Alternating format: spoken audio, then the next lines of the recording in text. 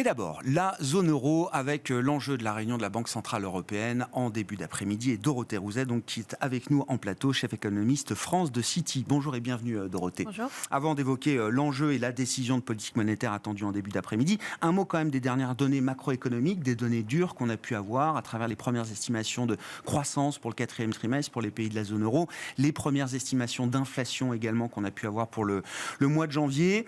Que retenir de ce set de données macroéconomiques? Est-ce qu'elles permettent notamment de limiter un peu le pessimisme qu'on pouvait avoir à l'entrée de cette année 2023? Alors, pour ce qui est de la croissance, effectivement, quand on voit les données de croissance de la zone euro du 4e trimestre, on a envie de se rassurer. La croissance a été faiblement positive, donc on devrait échapper à la récession technique. On n'a pas eu de croissance négative. Après, il ne faut pas surjouer la différence entre un tout petit peu au-dessus de zéro et un tout petit peu en dessous de zéro. Et quand on regarde dans les détails, on voit que les moteurs pour la croissance qui suivent ne sont pas forcément si vigoureux que ça. Parce que quand on prend par exemple l'exemple de la France où on a plus de détails en fait dans les composantes de la croissance, alors on a une croissance totale de 0,1%, mais elle est principalement tirée par l'extérieur. C'est-à-dire qu'on a une contribution assez forte du commerce international, tout simplement parce que les importations se sont contractées. Alors une grosse partie de ça, c'est les importations énergétiques. Une fois que les stockages de gaz étaient remplis, on a arrêté d'importer beaucoup de gaz. Et puis les centrales nucléaires ont redémarré, donc on a importé moins d'électricité. En revanche, les exportations n'ont pas augmenté. Et du côté de la demande intérieure, on a une baisse. La consommation des ménages, notamment, a baissé de presque 1%. Alors là aussi, il y a une partie qui est la baisse de la consommation d'énergie, qui est peut-être plutôt une bonne nouvelle, mais pas que. Donc, bon, on a assez peu de momentum pour 2023. Si on se dit sur l'aspect commerce international, oui, la normalisation énergétique va peut-être se poursuivre, mais ensuite on va avoir le ralentissement américain qui peut peser sur nos exportations. Le redémarrage de la Chine peut aider, mais pas forcément tant que ça. Et du côté de la demande intérieure, on va continuer à avoir les difficultés de pouvoir d'achat qui limitent la consommation, etc. Peut-être une bonne nouvelle quand même, qui est que l'investissement des entreprises, lui, continue de tenir. Ouais.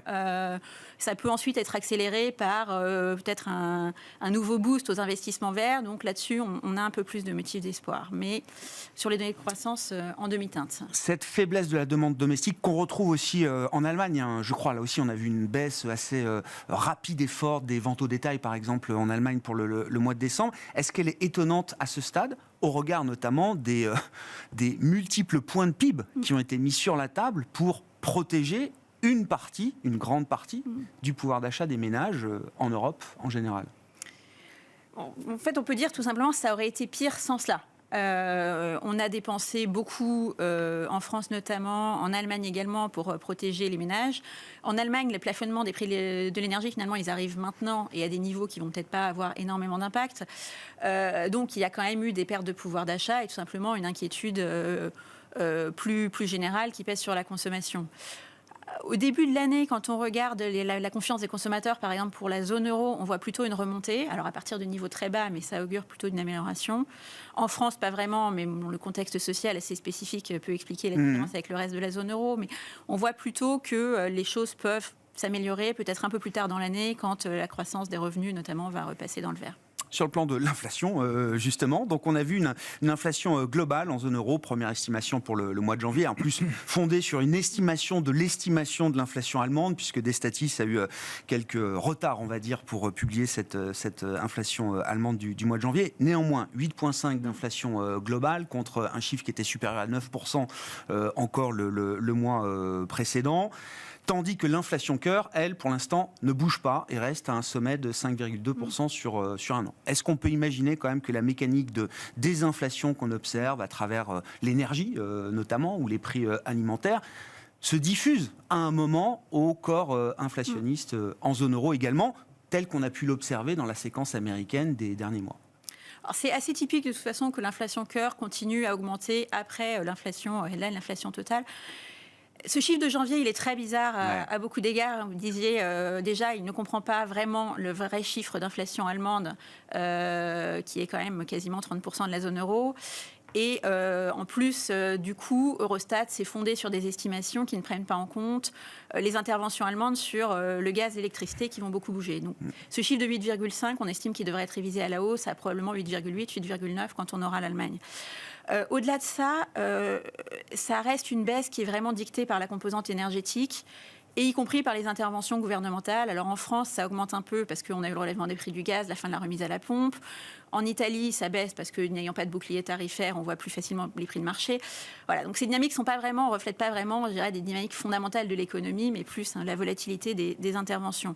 Sur l'inflation cœur, on a toujours une stabilité en zone euro, effectivement. Alors ça reste probablement toujours la diffusion avec retard de ces prix énergétiques qui prend beaucoup de temps à se diffuser dans l'économie. On peut avoir aussi une sorte de dernière vague qui sera des hausses de salaire de début d'année qui reflètent là aussi l'inflation passée. Mais là aussi, on a des dynamiques assez différentes selon les pays. En Espagne, l'inflation corps a augmenté beaucoup. En France, quand on regarde peut-être la surprise finalement dans les services, c'est plutôt ça se la détend, baisse de l'inflation des services qui nous dit que ces craintes d'une inflation persistante, d'une boucle prix-salaire, en tout cas aujourd'hui, elles n'ont pas l'air d'être là. Donc voilà, dans l'ensemble, j'ai un chiffre de janvier assez difficile à interpréter, quand même toujours un peu de persistance sur le cœur et un chiffre d'ensemble à ne prendre avec beaucoup de pincettes. Bon. Et donc pour la Banque Centrale Européenne, à ce stade, pas d'autre option que de continuer dans la tendance de ce qui a été signalé lors de la précédente réunion du mois de décembre, Dorothée ? Oui, c'est ce à quoi on s'attend. Pour cette réunion, il y a assez peu d'incertitudes. Tout le monde s'attend à ce qu'elle augmente ses taux encore de 50 points de base et elle n'a pas vraiment de raison de surprendre. Il y a eu des questions sur le mois de mars. On pense qu'elle va plutôt réaffirmer ce qu'elle a dit en décembre sur le mois de mars, c'est-à-dire on va continuer au même rythme, parce que d'une part, c'était quand on lit le compte-rendu de la réunion de décembre, c'était plus qu'une intention, c'était un engagement assez fort. Ah oui. Beaucoup de gouverneurs voulaient faire 75 en décembre, ont accepté de ne pas le faire contre cet engagement, et donc la barre est assez haute en fait pour en dévier, puisque c'était vraiment une intention assez forte. Et ensuite, la baisse des prix de marché de l'énergie, peut-être paradoxalement, en fait, elle donne plus de latitude à la BCE pour continuer avec ses hausses de taux, parce qu'elle réduit ce qui était sans doute la crainte principale en allant trop vite, qui était que la BCE, finalement, restreigne trop les marges de manœuvre des États à un moment où ils auraient besoin de soutenir leurs économies. Or, si on échappe à la récession, si par ailleurs tous les pays qui ont des boucliers tarifaires, ça leur coûte moins cher, ils en ont moins besoin. Donc, on s'attend à ce qu'elle continue sur cette lancée, elle réaffirme, je dirais, sa guidance de décembre. Et puis, oui, le chiffre d'inflation de janvier est en baisse, mais elle va probablement revenir dans son interprétation à ce qui sont normalement les fondamentaux des banquiers centraux, l'inflation cœur, les salaires. Et là-dessus, comme on le disait, on ne voit pas encore de signe d'inflexion très clair. Un sujet, alors moi ce qui me marque, c'est le fait qu'on ne parle absolument plus du risque souverain en zone euro depuis quelques mois, et autant s'en réjouir. On va attaquer une nouvelle étape aussi dans la normalisation de la politique monétaire de la BCE avec une réduction passive du bilan qui va quand même monter en cadence à partir du mois de mars.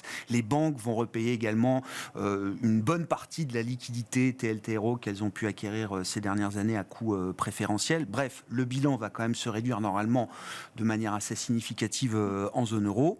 On parle absolument plus du risque souverain. Le spread Italie-Allemagne est sous les 200, plus personne n'en parle.